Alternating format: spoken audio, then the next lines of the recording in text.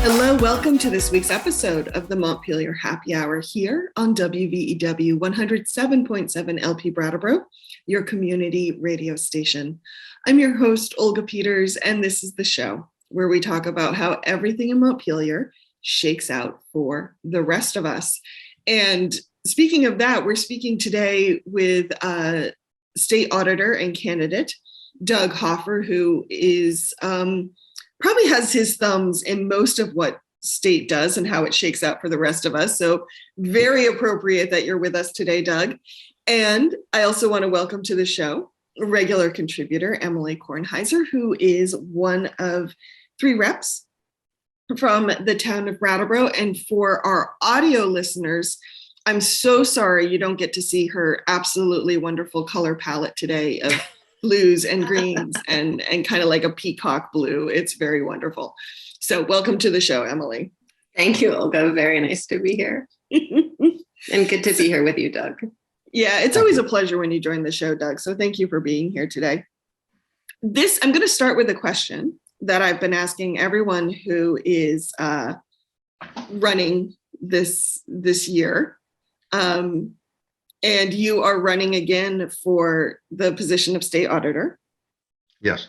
Good. Just suddenly my brain went blank and I thought, oh no, what if I'm wrong? It's been that kind of summer. But of all the ways you can serve your community, Doug, why have you chosen the path of elected representation? Well, the work I did for over 20 years as a policy analyst was very rewarding and challenging, and I enjoyed it thoroughly. But I thought, perhaps foolishly, that I could add a little more value by getting into this job. And I think we have to some extent. It's very challenging to get beyond the issuance of reports, which are very strong. I am so grateful to be the front guy for all the staff in my office. They do a great job. But there's only so much we can do. And that's by design, I suppose, both by the Constitution and the legislature through the years in the statutes. I can't compel anyone to do anything. And that's probably a good thing. but when we make recommendations that are not primarily just administrative, which are very important for their own sake, but if they are related to policy or something that the legislature can revisit, if it's something they've done in the past, I can't make them do it. They can say, hey, thanks a lot, got to go. And they often do that for reasons sometimes that make sense and sometimes don't. So that's frustrating, and I just have to live with that. What are you going to do? But I think we've made a difference, and I enjoy the work. I still enjoy the work. And you said I'm running. I feel like I'm a perpetual candidate. It's this whole 2-year thing, which I didn't care about before I ran for office. Yeah, before you start running for office, it seemed like a good idea. You got lots of turnover, and now you're like, oh my gosh, it's just a lot of work. Well, the campaigns for me, fortunately, are not a lot of work. I haven't had much real opposition over the years. I mean, there have been names opposite mine on the ballot, but most have not really actively campaigned, certainly without a lot of resources. So I've been spared much of what, candidates for other offices are required to do. Now, I know we've had you on the show before, Doug, but for listeners who might be new to your office, could you give us the 30-second elevator pitch about just some of the, I know you go through and hold, you're part of the branch that holds government accountable, but your office puts out a bunch of different types of reports. Some are investigations, some are audits. Could you talk about kind of the different type of information you put out? Sure, thank you. To be clear, we are not a branch. We are part of a branch, and we are the only part that tries to hold government accountable. There's only 16 of us, and there's 8,000 of them, so it's a challenge, and an $8 billion budget. But no, I'm happy to do that. I think there's some misconceptions about what we do. People think of green shades and auditors and dollars, and of course, that is a core part of our responsibility, which is to say audits of the state's financial statements, which Wall Street requires. Then there are compliance audits of all the federal money that comes in to fund the programs. We don't do either of those. They're very time consuming and technical. And to me, at least as a policy guy, kind of boring, but they need to be done. So we farm them out. And that's been the case for 25 or 30 years. what that leaves us free to do is performance auditing, which is looking at how state government is run as a business, which is part of it, sort of the nuts and bolts, and also programmatic performance audits, which I really enjoy.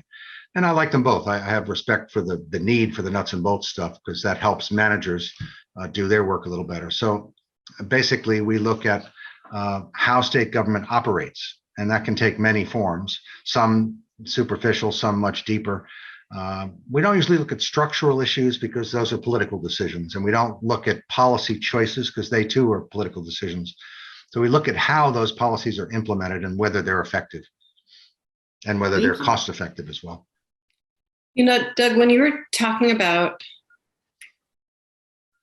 I know that I talk to a lot of folks when I'm campaigning or just when I'm legislating, a lot of my constituents about government accountability and what that means. And perhaps I talk to a lot of constituents about it because I'm very focused on it, not because they're very focused on it. I'm realizing as I'm speaking that I'm not in fact sure where the chicken and the egg are there.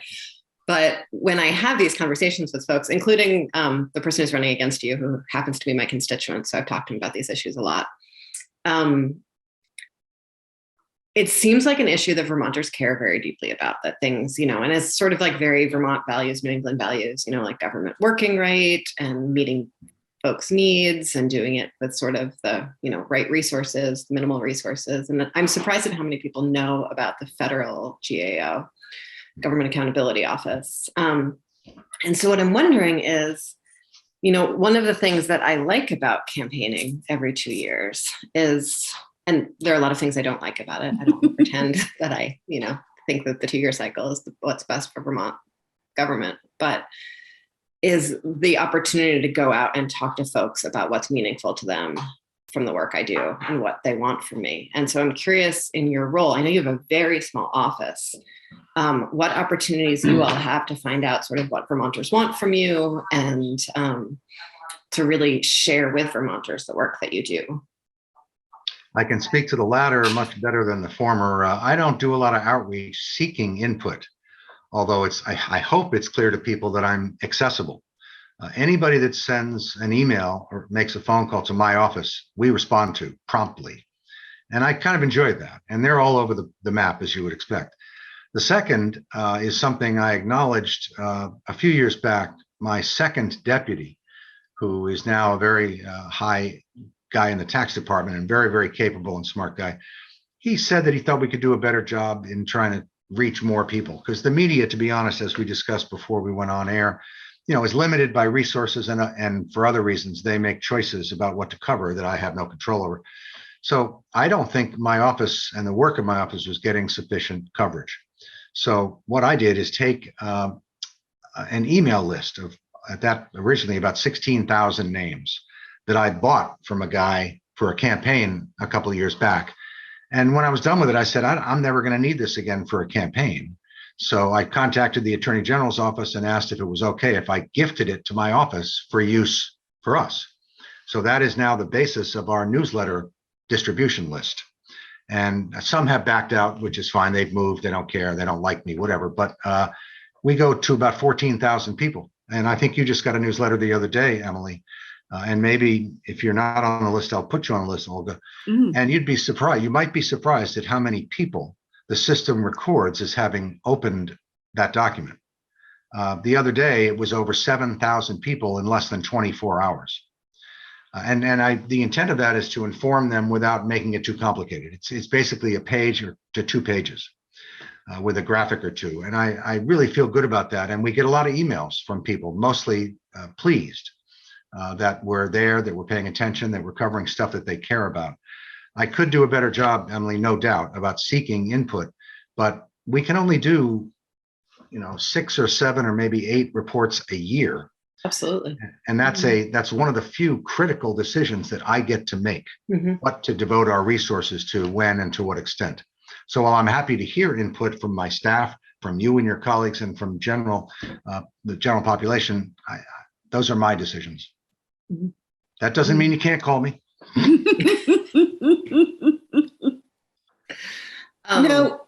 Oh, sorry. Go ahead. You go ahead, Olga. Oh, I was just going to ask about, you've done some, when I went to your website, I saw 2 recent investigations. And one was on homelessness in Vermont, and one was on the, hopefully I get this right, VCJC, which is the Vermont Criminal Justice Council. Yeah. Council, thank you. And how they verify whether police officers have actually completed the training that they are expected to take. I would love to kind of dive into those two pieces, but before we do, Emily, was there something else you wanted to talk about before we did that?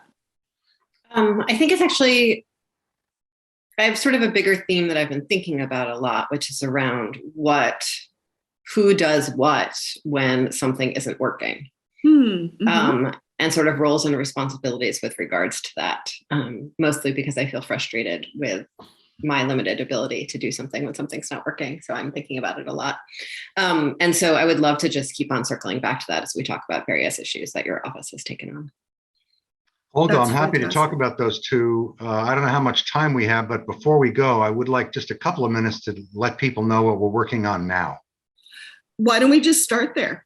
All right. And this comes out of my staff meeting this morning, so it's right in front of my head. Fascinating job on long-term care in Vermont.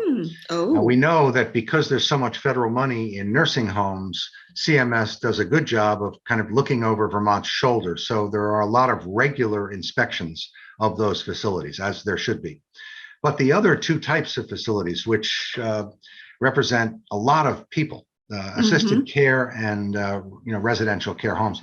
My mom is one of those people. Yep. Yeah, there's an awful lot of them, and it's, as it turns out, that they don't get the kind of attention that the nursing homes do. So that report is moving along pretty well. We should have that before too long. That's a good one.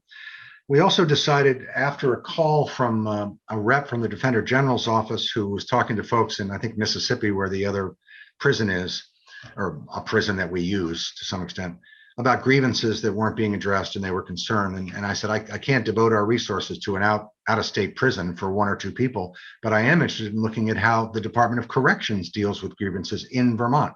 So that's kind of an interesting job, and there might be some challenging findings and recommendations there. We have a job going that's not sexy at all, but you got to go where the money is sometimes. And we really haven't done much at the Agency of Transportation. So we're looking at their use of federal and state funds for paving projects and the extent to which they're on time, on budget, and so forth. And so far, it's looking pretty good, to their credit. We also, because of Emily's colleagues some years ago, are required to audit every TIF town in Vermont every 3 times during its life cycle. Don't you laugh, Emily. It's a tremendous amount of work, really a lot of work. And we are completing the audit of what is unquestionably the most complicated and convoluted one in the state, and that is the Burlington Waterfront TIF, which is really interesting. That's leading into the next one on the schedule, which is South Burlington, which is modest by comparison, and I think better organized, which will be good for the staff. We also have an interesting project that we haven't initially started yet. We are still in a planning or risk assessment phase on the extent to which towns in Vermont are challenged by large commercial and industrial property owners with regard to what their property tax should be. And this came out of a job we did a number of years ago about ski areas. And it was sort of a sidebar thing that we didn't anticipate, but they're very powerful, both statewide as an industry and in their towns, because they're huge compared to the small towns where most of them are located. So you can imagine, as regular residential property owners do, if their taxes go up, they say, hey, what the heck? Our evidence shows that it should be this, and you said it was this, and so forth. There's an appeal process, and there's a question about how much should the town spend to defend its position when the return might be this much, but there's a huge risk to the ed fund. So it's an interesting subject. So, and the tax department has already written a report about this. They didn't make any recommendations, but they expressed some concern. So that's a fun one. Let's slow way down, because I have things I want to say and ask about each one of those. And you are moving. I've already forgotten what the first one is, and I have questions and long-term care. Long-term care. Yes, I'm mostly kidding. I remember what the first one was. So this, I don't know if folks even know that the ed fund is sort of statewide, and that town taxes and all those things. So I just want to let's pause on that one for a moment and talk about what's exciting about it. So I think that's very exciting. So property valuations in Vermont happen at the local level, and then we sort of equalize them across towns and across the state so that inconsistencies from town to town sort of get ironed out. There's a lot more to it. That's what the common level of appraisal is, and we're not going to get into those details today. And then when you're charged property taxes, some of that money goes to the education fund, which is a statewide fund, and some of it goes to your town. The town is responsible for collecting both of those, though. What happens when a large property owner comes to not want to pay the taxes that they are asked to pay because they think it's too high, or they know that arguing will make it lower, regardless of what they think is true, the town only has so many resources and only certain attorneys available to them to make that case. And while they might not get that much back in their town property taxes, there's a lot of risk to the state because of that statewide ed fund, as you just said, Doug. And so TAX put out a report without recommendations, but on that report, we started a process to actually have statewide funding and assistance in order to help towns make those arguments. But I think there are questions even beyond that, and I'm curious to read your report to see if it really is the problem that I imagine it to be. With our town appraisers, even the appropriate folks to be making those appraisals on those larger properties? You know, there are only so many of them in the state. There's probably one in each town. There might only be a few in a county. And so maybe those should just be appraised at the state level and not appraised at the town level, to take both the burden off of the town and to make sure that someone who might have more experience dealing with such future lawsuits might take that on. And so that's, we started that process, I think last year in Ways and Means, and I'm excited to read your report to see what else it can give us for those details. If we get there, I mean, we're in the risk assessment phase, and we'll find out, I think, within a few weeks whether we're going to proceed. But I appreciate your interest. I'm not surprised. Great. And then the one before that, which one? What was that? TIF. TIF. Oh, we're not going to talk about TIF today. TIF is like a whole day of talking.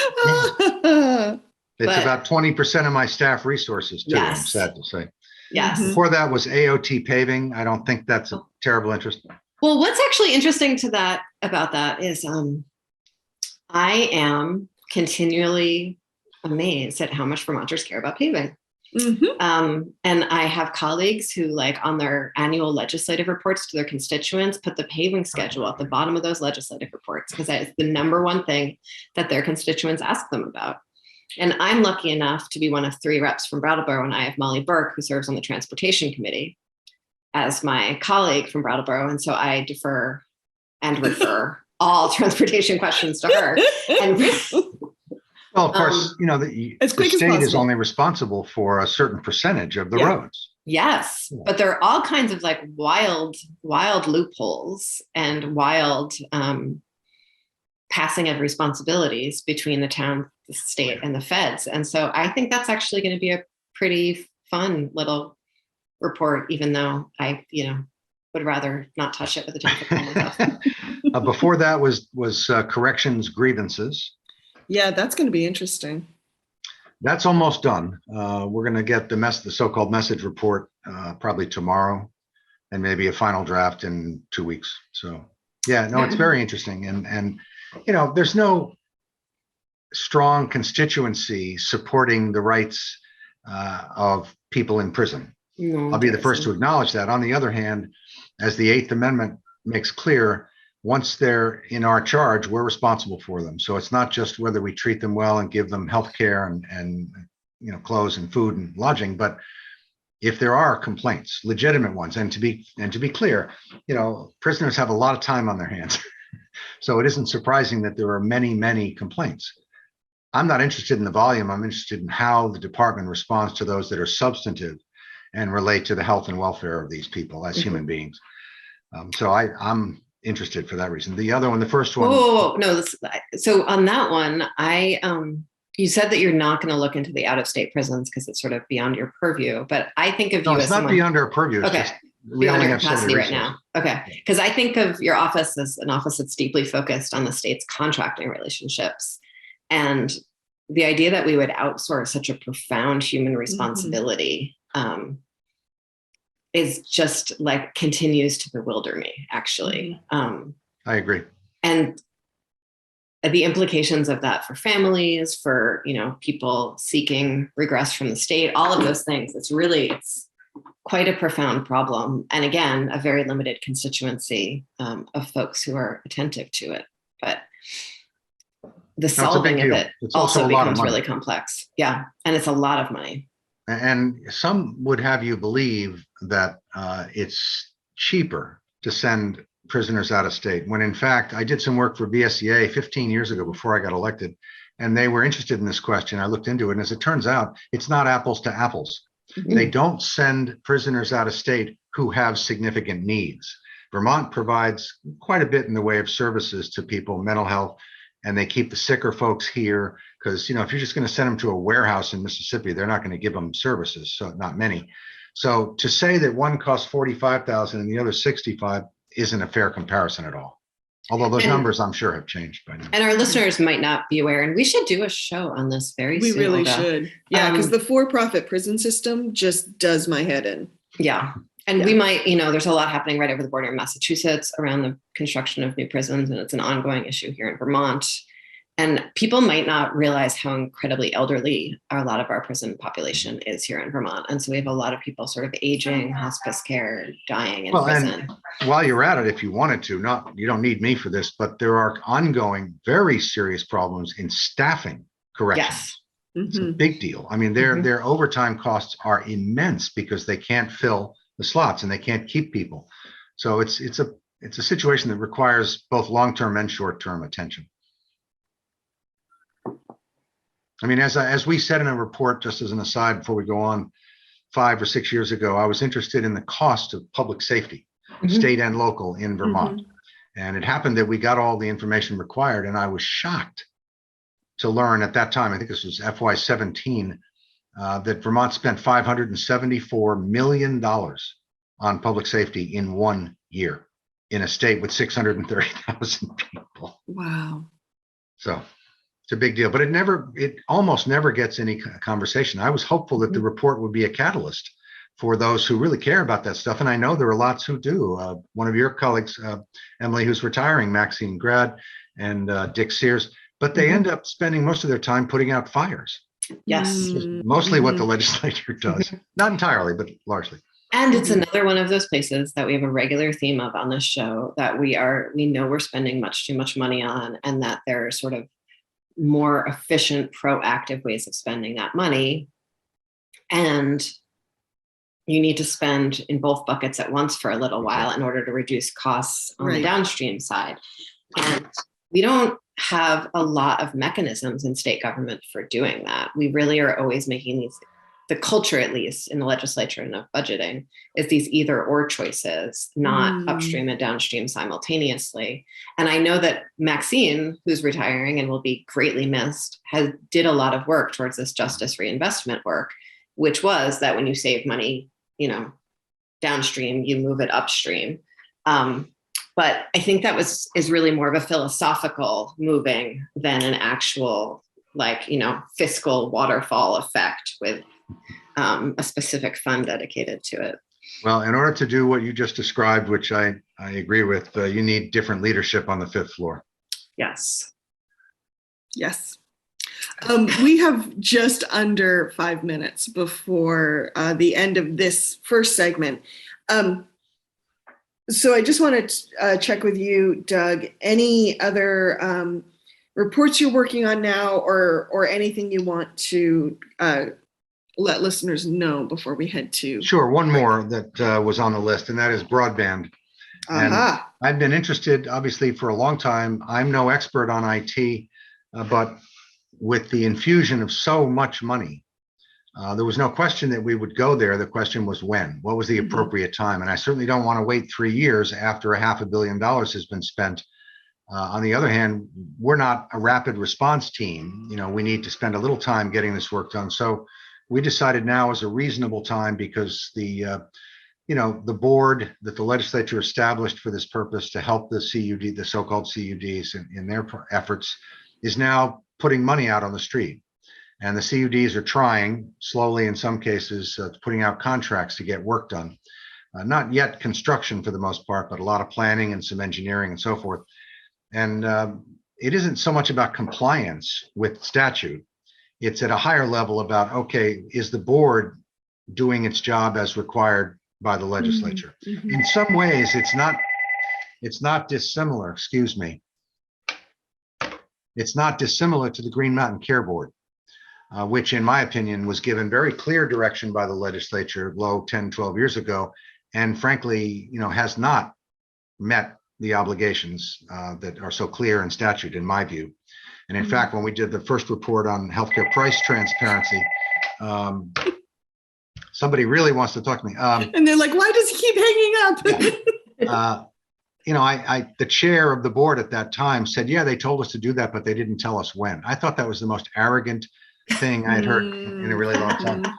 Anyway, so on the communication union districts, one, Olga, we should do a show where we do a little update on as that. Someone who's moving to an even more Yes. rural town, and her choice has gone from one internet provider to like none. Yes, I would love to talk about that. And I actually, I know our communication union district down our way actually just hired their first full-time staff director, who is really trying to help the organization move from what needed to be a scrappy do-it-yourself board to a governing board. And they're planning to have some homes wired by like next year. Good. So they're really laying down the fiber and moving forward. And I have a lot of, it's an extraordinary idea that we had, and I'm really excited about it. I have constituents who, from a regulatory perspective, I have constituents who write to me all the time and saying, can't you do anything about these companies? And I say, no, I am absolutely federally prohibited from messing with any of these telecom providers. And so instead, we created a whole new governance structure so we can hold some folks accountable who are doing this work. And it's an exciting model to me for what can be possible in Vermont, both from a governance perspective and an infrastructure perspective. That's a very good point, because some of the contracts we've begun to look at, some include explicit performance evaluative components and others do not. Oh, interesting. And obviously it's about accountability and transparency ultimately. And the CUDs, the districts themselves, as you say, started largely with volunteers, not all of them, but some of them. And they could have benefited, I think, with some more front-end legal assistance. Because once the contracts are signed, it's signed. So yeah, and I don't know if you're aware that Matt Dunn's organization, Corey, has done a tremendous amount of technical assistance and legal assistance to the majority of the communication union districts as they were creating their first round of contracts. I thought that was sort of a amazing world meeting moment in Vermont politics there. Olga, let's do a whole show on that soon. Yes, I have made a note. Okay. On that note, in fact, we need to hear from some of our underwriters here on WVEW 107.7 LP Brattleboro, your community radio station. So don't touch that dial. Welcome back to the second half of the Montpelier Happy Hour here on WVEW 107.7 LP Brattleboro, your community radio station. You can also find us wherever you find your podcasts, as well as our Captivate page, which is the Montpelier Happy Hour.captivate.fm, our Facebook page, as well as BCTV and many PEG stations around Vermont. Hey, Emily. Yes, Olga. What do we need to remind listeners of? Well, speaking of the regulation of telecom providers, the views and opinions expressed here on the Montpelier Happy Hour are those of the host and the guests, and not the station nor the platform that you are hearing them on. Thank you very much. And if you are just joining us, Emily and I are speaking with State Auditor and candidate for the Office of State Auditor, Doug Hoffer. So thank you so much, Doug, for joining us today. My pleasure. I know we want to talk about, once we have the findings, or your office has published its findings, how we actually implement those or make sure that people are being held accountable. But before we do that, I'd love to take a few minutes talking about an investigation that I believe you published this summer Looking at, and just because I think it will dovetail into the next conversation, looking at money spent on reducing homelessness in Vermont. And just as a disclaimer, my day job is working for an engineering, architect, and development firm where, of course, we focus on housing a lot, and at times receive state money for that housing. So there's my disclaimer. So Doug, I didn't get a chance to read the investigation word for word, but one thing I found very interesting in your conclusion, particularly, is you looked at the amount of spending that's been put out since, I believe, 2017. And one of the things you said is we don't have a measure for success and we don't have a plan for a lot of this spending. Could you dive into that for us? Well, sure. It's not as if, state employees and bureaucrats don't have any idea what they're doing. They all have an idea about how to move forward. And there are existing programs, some that were developed or expanded because of the pandemic, in particular the motel deal, when people were encouraged or required to be separated so that, congregate facilities like COTS in Burlington, I'm sure you have something similar in Brattleboro, where you might have a number of people in one facility, that was discouraged because of COVID. So what do we do with people? Well, they put them in motels, and that cost a great deal of money. We weren't the only state that did that, but we did it with gusto. In any case, I'm not sure there's evidence that we're spending nearly as much money addressing the causes of homelessness, recognizing that there are some problems that can't be solved in a traditional sense, but a significant percentage of people who find themselves homeless at one point or another have needs that can be met, whether they're, abused spouses who have to get out of the house with or without kids, all kinds of things, mental health issues for sure. And money is spent on those things, but the focus has been on housing, which is understandable because we obviously need a lot more housing of many types, but certainly affordable housing, and certainly at the low end. But I think it's also, I just want to make sure that when we talk about sort of reasons that people become homeless that are fairly quickly resolvable, we also include the fact that we have a huge number of people in Vermont right now that are being evicted from their homes and just can't find another place to go. Yeah. Yep. So, the amount of money spent was significant and obviously, expanded because of the flow of federal funds. And I'm grateful. We're all grateful for the extra money at the time, but that's going to dry up a little bit. It already has begun to, and we need a good plan going forward. And there doesn't appear to be evidence that the number of homeless people is actually declining. That's what I meant by there's no evidence of winning the war. And I'm not even sure we have a measure, as we said in the report. Some of the measures appear to be more about housing, which is great. I would never say spend a penny less on housing, spend twice as much, but we have to do all the other stuff as well. Maybe a decade ago, I had the opportunity to work with Angus Chaney when he was the director of housing at the Agency of Human Services. And I remember when I met him, he was just very clear, like, my job is to end homelessness in Vermont. And he really believed and had a clear plan to do that within 5 years. And felt like it was very achievable because honestly, we're not talking about all that many people. And we have the majority of folks who are in motels right now or in various other situations where they don't have long-term housing have or are connected to opportunities for vouchers to pay for their housing long-term. So the transition into housing is not a financial one. We know that it's so much more expensive to support someone once they already become homeless than to keep them in their housing. We know that, court systems related to evictions are incredibly expensive for everyone, including the owner of the housing unit that's evicting. Like, we know that all these things are so inefficient. I don't know, Doug, if you got into what seems to me to be like tremendous price gouging on the part of some of the motel owners through the motel process, like really just remarkably high prices being paid by the state to pretty horrifically mediocre hotel rooms. And so, like, interestingly, at a time when, because of COVID, tourism was way down. So the motels probably wouldn't have had much, business notwithstanding the state's contribution. So no, I agree. You're right. We didn't document that, but I think you're right. I really do actually think the AG's office should look into that particular instance of price gouging, because I've been, Well, but we agreed to it. Yeah, It makes I the know, state we did. complicit, It does. It totally does.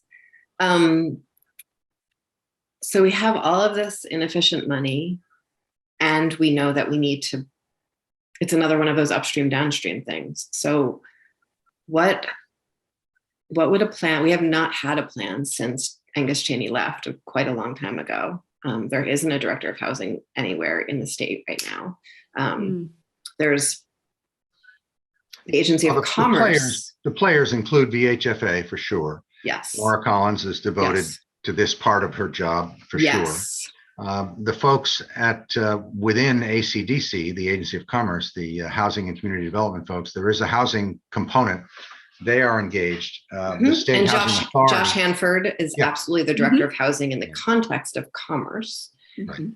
So there's a lot of people in the game, and as far as I know, all of them are devoted to doing what they think is best or what's required of them, which is not always the same thing. But Governor Shumlin, for his part, issued an executive order a number of years ago that said any housing development henceforth that included state or federal money is going to include at least 15% units that will be available to folks in or likely to be in or just coming out of homelessness. And that sounds great. But what it does effectively is say, we're going to spread resources all over the state, and it's not targeted geographically. Normally I'm not interrupted that often. I should just turn the volume off. I'm sorry, but it's a good idea. It was done with good intentions, but I'm not sure it's making that much of a difference, particularly because in many areas of the state where there are certainly some homeless people, the numbers are modest, but the 15% remains. And what happens is the developer or the owner is required to first make it available to homeless folks. And if they can't find them, then to go down the line to low income folks and so forth. And that's fine. But then it's not available to homeless people. And the money devoted to it is not available for anything else. So there's a lot of questions and not a lot of answers as yet. And so when you were talking to the folks for this investigation who are involved in housing issues and reducing homelessness, did they give you, because what I'm hearing is that while we have a lot of people involved, we have a lot of resources dedicated to the issue, rightly so, we may not actually have a unified plan for the state and a unified vision or definitions of what success would look like. For example, yes, we're really good at getting people into temporary housing, but we're struggling getting them into long-term housing. So long-term housing is the definition of success. That just as an example. But did you get a sense from folks where we should start pointing some of our planning or what that vision could look like? Well, not surprisingly, the folks at DCF believe there is a plan, and they're moving forward with the components of it that are within their purview. Nobody is willing to stand up and say, no, we don't have a plan, because most of the people involved work for the state, and the state believes it has a plan, and it does. My question is, how well is it going? Is it working? Do you have data to suggest? And what they would say is, well, the trends are thus and thus. Well, the trends aren't always good. We have more people currently who are identified as homeless than we did 2 or 3 years ago. And as Emily said earlier, and you were absolutely right, there really aren't that many people at any given time who are homeless. So to spend hundreds of millions of dollars and have more homeless people than we did before begs the question of why are so many people characterized as or literally experiencing homelessness? And it's funny, in the conversations, you almost never hear anybody talk about jobs and wages. And, we, as you know well, and as Emily pointed out, housing is expensive, really expensive in Vermont, and beyond the means of many, many people, many of whom are working. So that's another piece that doesn't get much airtime. Well, again, I Wages. love to talk about how affordability is not necessarily about cutting the cost of things. Sometimes it's about making sure that people actually make enough money to pay for all of those things. And we have really remarkably stagnant wages here in Vermont, despite a workforce It's funny, a few shortage. years ago, there was a movement for $15 an hour. Now we have $15 an hour because the market demanded it. But, it seems like 20 minutes ago, they said the economy would collapse if we went to $15 an hour. Right. Yeah. And, even though I think there's been movement between sort of the 15 to 20 range, I have not seen very much movement in any of the other wages in Vermont. So your sort of entry level salaried position is still like at $45,000 a year and hasn't moved for the 20 years I've been working in the nonprofit sector. Yeah.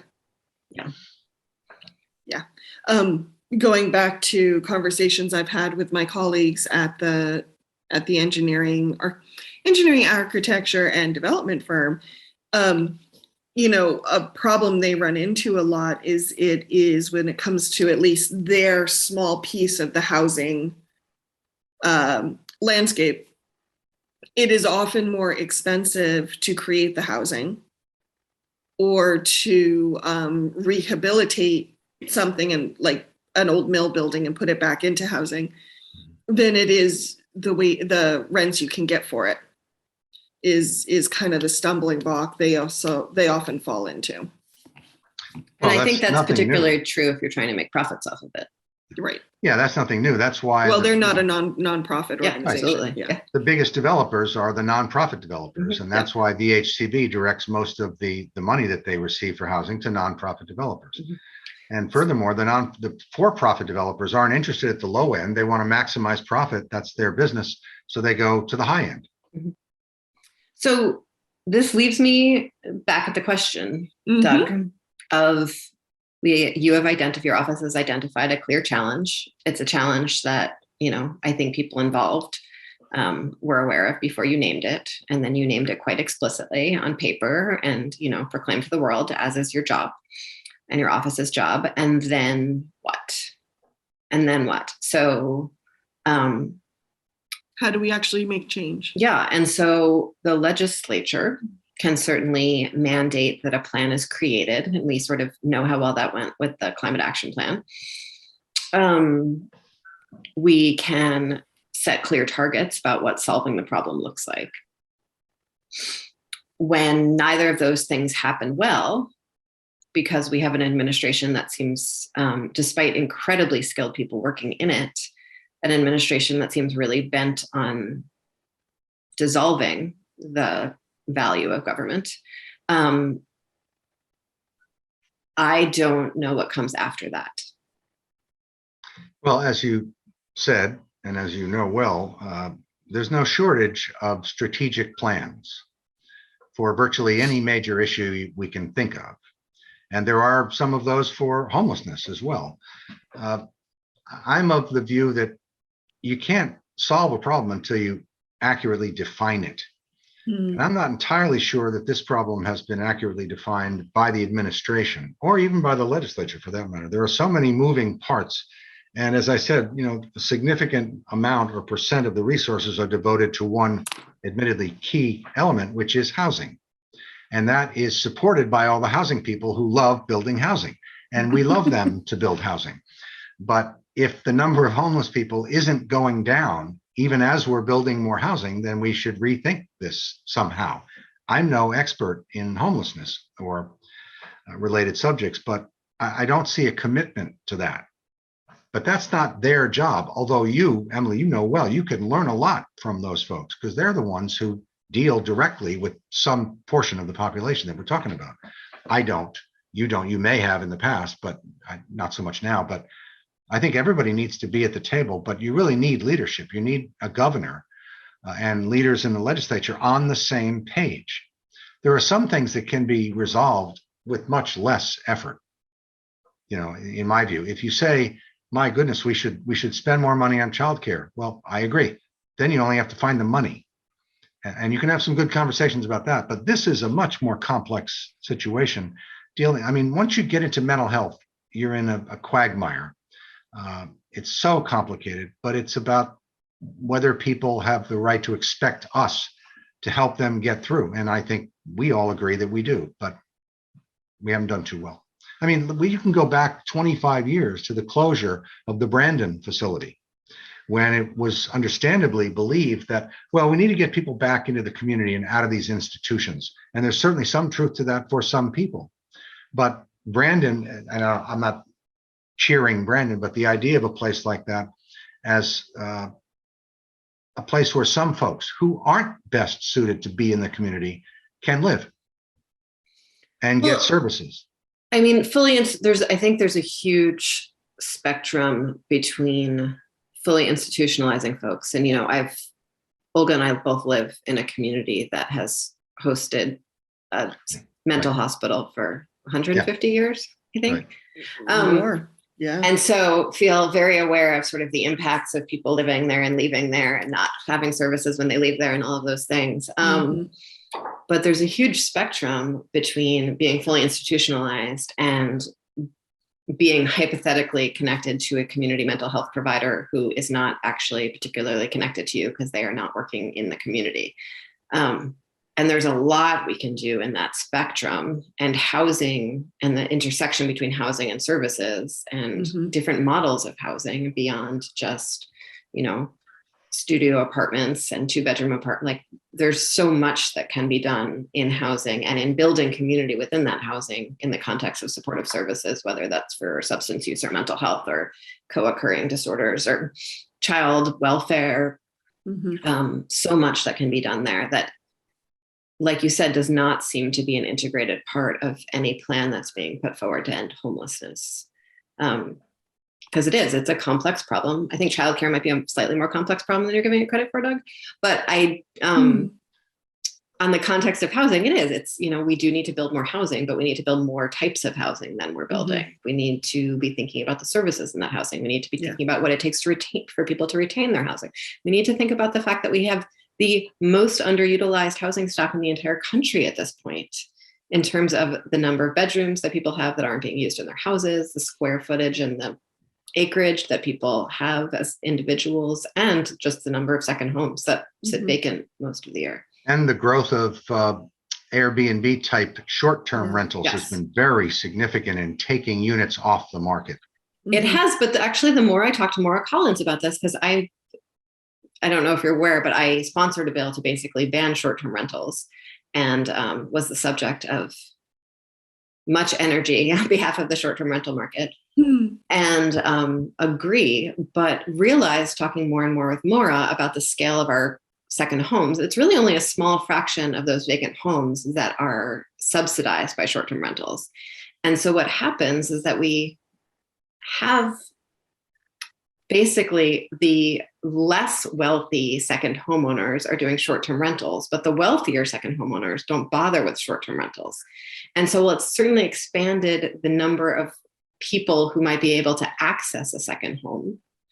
And own a second home. Yeah, there's no doubt that places like Stowe and so forth have a lot of those, but we see a lot of that here in Burlington too. Yes, and these are not vacation homes. No, they're just homes where people maybe are moving, took a job somewhere else, and instead of selling, they're saying, hey, we can make a lot of money doing this other thing and not sell the house. And we have that in Brattleboro, and we also actually in Brattleboro and the surrounding areas have a lot of historic second homes that are left vacant all the time.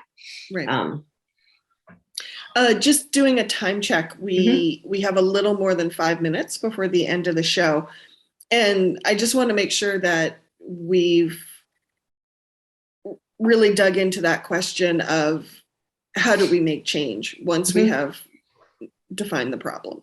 Okay, here's a really great example that I think Doug loves too.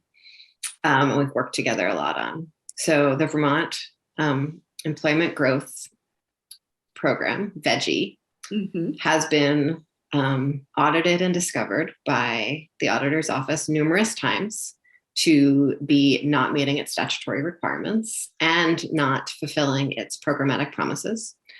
We've had numerous, and then those findings have been picked up by the media numerous times. Henry Epp in particular is like really on the case on that one. And I have introduced legislation numerous times on it, have had conversations in various committees about accountability for that. And yet, I've even talked to sort of organizations that are associated with those programs who are starting to see the need for more accountability in those programs.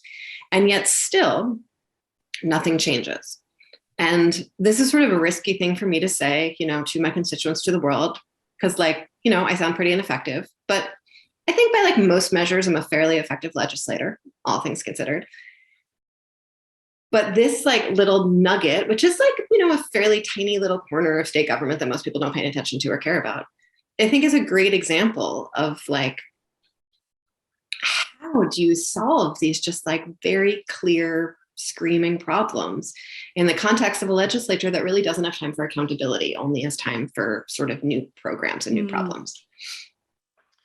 Well, thank you for bringing that up. In my experience, this issue is certainly not unique, but represents a real problem because for change, for the simple reason that when it comes up, if there's actually time devoted in committee, which is rare enough, it's very simple for the advocates at the Agency of Commerce and the RDCs and so forth in the chamber to get on the phone and call companies that have been beneficiaries of this program.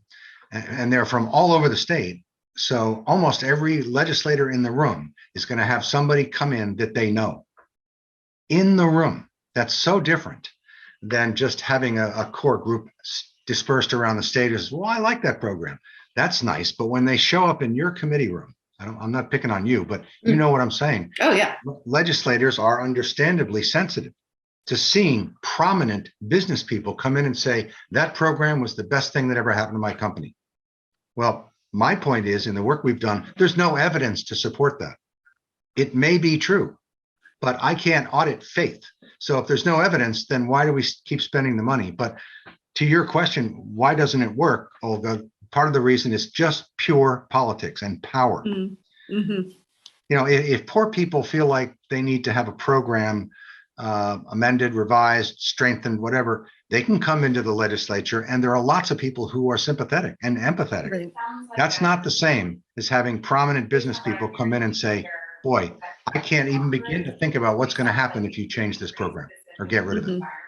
That's the dynamics of the power involved. And I think that is something we bump up against with change in general, is when someone is benefiting from something, a system, a program, a pot of money, whatever. How do you convince them that letting go of that benefit is going to have other benefits? Right. Well, to me, the way Emily and her colleagues should respond when confronted with that is, we have a better idea how to spend that very same amount of money. We don't want to get rid of the support. We want to refocus it somewhere else or some other way. Mm-hmm. And I think what I see sometimes when I make suggestions such as that is that people don't trust state government enough to follow through on the other end of that, or don't trust politicians enough to follow through on the other end of that. So the threat of letting go of something what that is, in order for the promise of what could be, is very, very hard to step into, given that you've not had a strong track record in your own lifetime of seeing government fulfill whatever promises it makes. And part of it, that's just we do a terrible job of actually letting people know when we do fulfill promises, right? So we passed some really great laws this last year. We allocated funding for some really great programs. But some of that happened a year ago. It's barely being rolled out now. It's not being rolled out the way it was designed. And so when exactly do you scream it from the ramparts? Well, shortly after I took this job, I was at the golf course on some Saturday or Sunday, and there's a guy I hadn't seen in a while, and he had clearly read a report in the media about a report we just released. And he said, "Hey, Hoffer, why don't you just tell us what works?" And I got a laugh out of it. It was funny. But as I said at the outset, before we came on the air, I don't want to be known as the guy who only talks about what doesn't work. But that's often what we report. Having said that, there's a lot of good stuff that's happening, but you guys aren't paying me to report about that. Right. As a rule. We have just a couple minutes left, Doug, and this is the other question I'm asking all the candidates who are coming on board on the show is if you could enact one policy, and it could be any policy, that you feel would make Vermont work better for everybody, what would that be? I won't talk about a policy. I'll talk about resources. Okay. This conversation that we've just been having is about the legislature, which is critical. Governors come and go, but the legislature as an institution really needs help, in my opinion. They need a lot more resources. In some ways, with no disrespect to any of the people who've occupied the two top positions as Speaker and Pro Tem, they need to work better together. They need for the committees of jurisdiction to work together. If they started out at the beginning of the year and say your committee met with finance or the top people in each committee, what are we going to do this year? Find the areas of common interest and do that. But most importantly, resources. The only committees that get regular help from the Joint Fiscal Office are the money committees, appropriately so. But what about all the other committees that deal with large appropriations and important issues? They need the same kind of fiscal analysis that the money committees do, and it's not there. And I haven't seen the legislature ask itself, are we ready to tell the people of Vermont we need a little more money? Why not? You're part-timers. Some of you have more experience than others. You have lives. You need more help, in my opinion. And if the legislature had a lot more help, I think we would be much better off for it. Well, State Auditor and candidate for State Auditor, Doug Hoffer, thank you so much for joining us today. If people want to learn more about you or your office, where can they go for information? You can go to the state website, auditor.gov. Fantastic. Emily, if people want to know more about you? Folks can go to emilykornheiser.org and you'll find links to social media, phone numbers, emails, blog posts, all the fun things.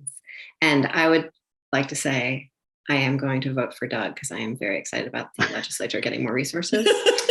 And I'm actually working on a project to try to see if we can get an internal accountability office within the legislative staff team. Exciting. Well, as always, the Montpelier Happy Hour on WVEW 107.7 LP Brattleboro, your community radio station, will return Friday at 2 o'clock. And in the meantime, you can find us wherever you find your podcasts, as well as drop us a line at the Montpelier Happy Hour at gmail.com at any time. Thanks so much, folks.